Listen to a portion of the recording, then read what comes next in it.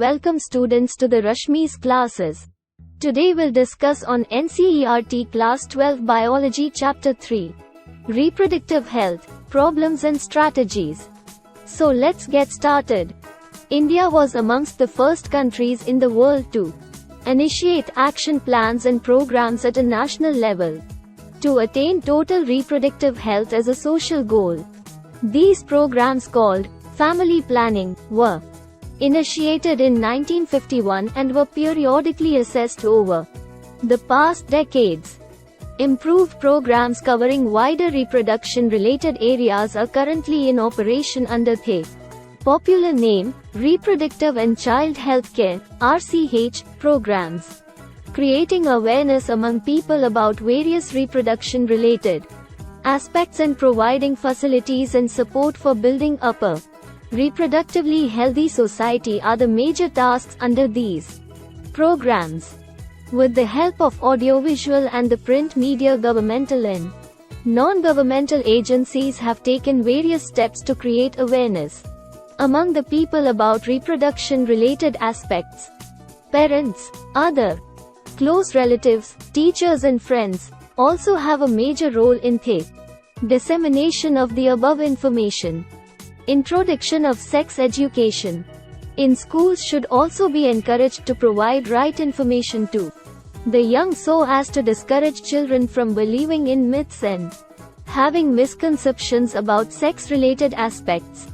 Proper information about reproductive organs, adolescence and related changes, safe and hygienic sexual practices, sexually transmitted diseases, STD, AIDS, etc. would help people, especially those in the adolescent age group, to lead a reproductively healthy life.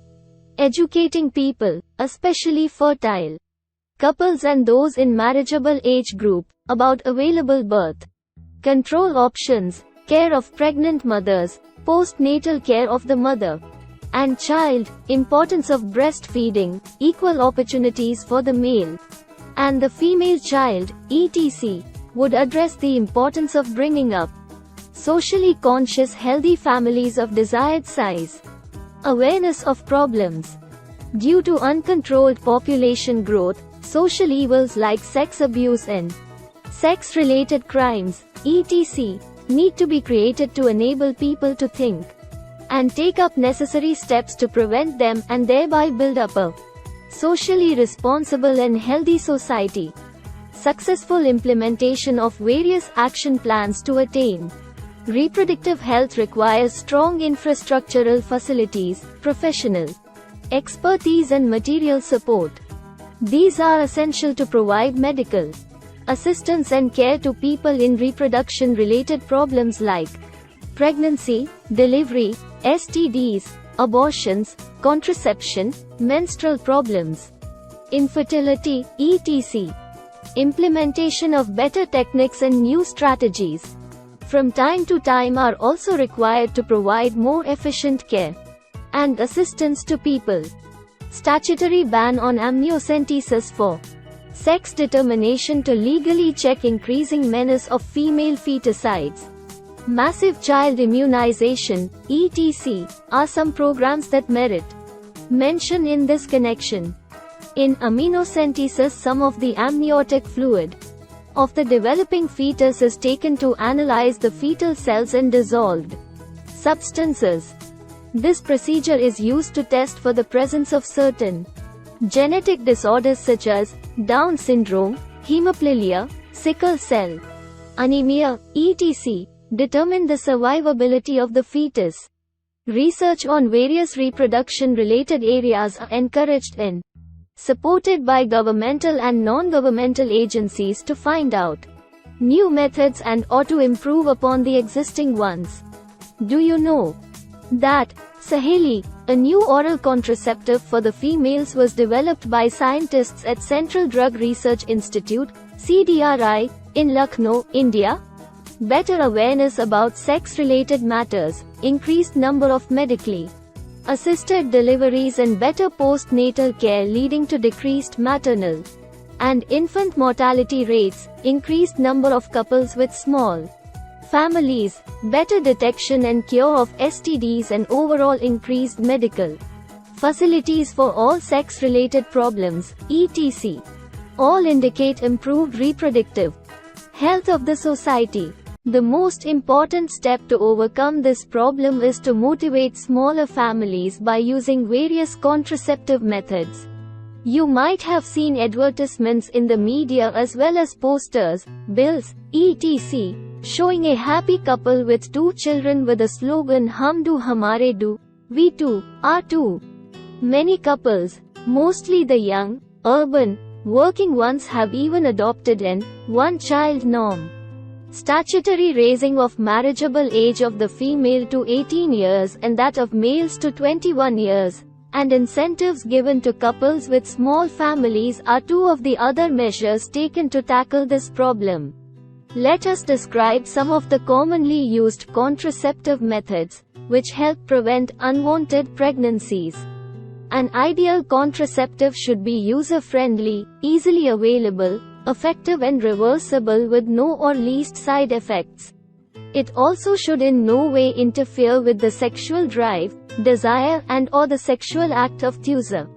A wide range of contraceptive methods are presently available which could be broadly grouped into the following categories, namely natural, traditional, barrier, IUDs, oral contraceptives, injectables, implants and surgical methods. Natural methods work on the principle of avoiding chances of overmore sperms meeting.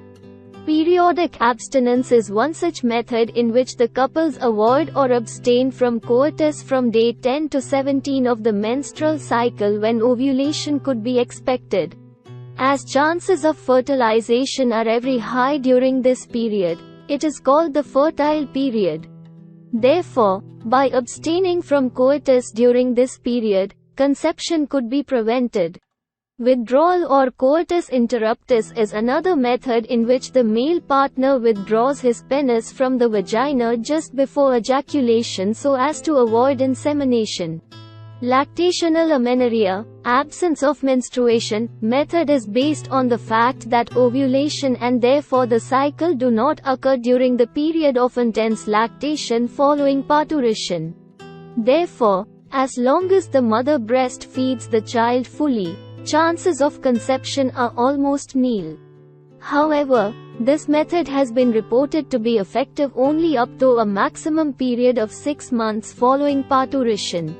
As no medicines or devices are used in these methods, side effects are almost nil. Chances of failure, though, of this method are also high. In barrier methods, ovum and sperms are prevented from physically meeting with the help of barriers. Such methods are available for both males and females. Condoms are barriers made of thin rubber, latex sheaths that are used to cover the penis in the male or vagina and cervix in the female, just before coitus so that the ejaculated semen would not enter into the female reproductive tract. This can prevent conception. Nirod, ICER popular brand of condom for the male. Use of condom has increased in recent years due to its additional benefit of protecting the user from contracting STIs and AIDS. Both a male and the female condoms are disposable, can be self-inserted and thereby gives privacy to the user. Diaphragms, cervical caps and walls are also barriers made of rubber that are inserted into the female reproductive tract to cover the cervix during coitus. They prevent conception by blocking the entry of sperms through the cervix. They are reusable. Spermicidal creams, jellies and foams are usually used along with these barriers to increase their contraceptive efficiency. Another effective and popular method is the use of intrauterine devices, IUDs.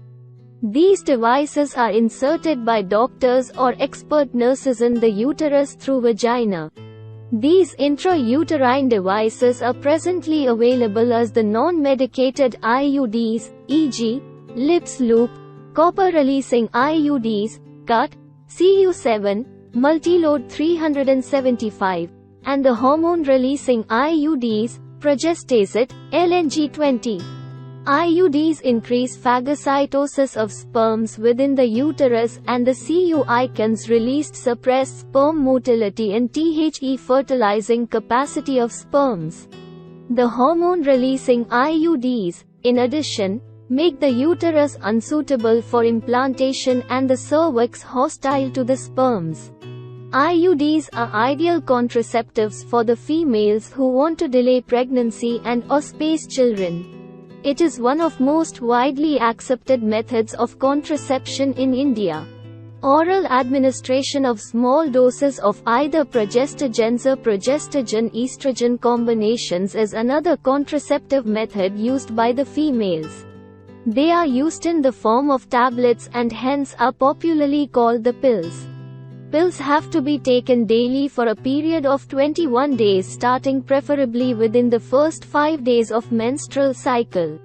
After a gap of 7 days, during which menstruation occurs, it has to be repeated in the same pattern till the female desires stop prevent conception. They inhibit ovulation and implantation as well as alter the quality of cervical mucus to prevent, retard entry of sperms. Pills are very effective with lesser side effects and are well accepted by the females. Saheli, the new oral contraceptive for the females, contains a non-steroidal preparation. It is a once-a-week pill with very few side effects and high contraceptive value. Progestogens alone or in combination with estrogen can also be used by females as injections or implants under the skin. Their mode of action is similar to that of pills and their effective periods are much longer. Administration of progestogens or progestogen-estrogen combinations or IUDs within 72 hours of coitus have been found to be very effective as emergency contraceptives, as they could be used to avoid possible pregnancy due to rape or casual unprotected intercourse. Surgical methods, also called sterilization, are generally advised for the male-female partner as a terminal method to prevent any more pregnancies. Surgical intervention blocks gamete transport and thereby prevent conception. Sterilization procedure in the male is called vasectomy and that in the female, tubectomy. In vasectomy, a small part of the vas deferens is removed or tied up through a small incision on the scrotum, whereas in tubectomy, a small part of the fallopian tube is removed or tied up through a small incision in the abdomen or through vagina. These techniques are highly effective but their reversibility is very poor. It needs to be emphasized that the selection of a suitable contraceptive method and its use should always be undertaken in consultation with qualified medical professionals. One must also remember that contraceptives are not regular requirements for the maintenance of reproductive health. In fact, they are practiced against a natural reproductive event, i.e., conception, pregnancy. One is forced to use these methods either to prevent pregnancy or to delay or space pregnancy due to personal reasons. No doubt, the widespread use of these methods have a significant role in checking uncontrolled growth of population. However, their possible ill effects like nausea, abdominal pain, breakthrough bleeding, irregular menstrual bleeding or even breast cancer, though not very significant, should not be totally ignored. Thanks for watching the video. Please like, share and subscribe this channel. The Rashmi's classes.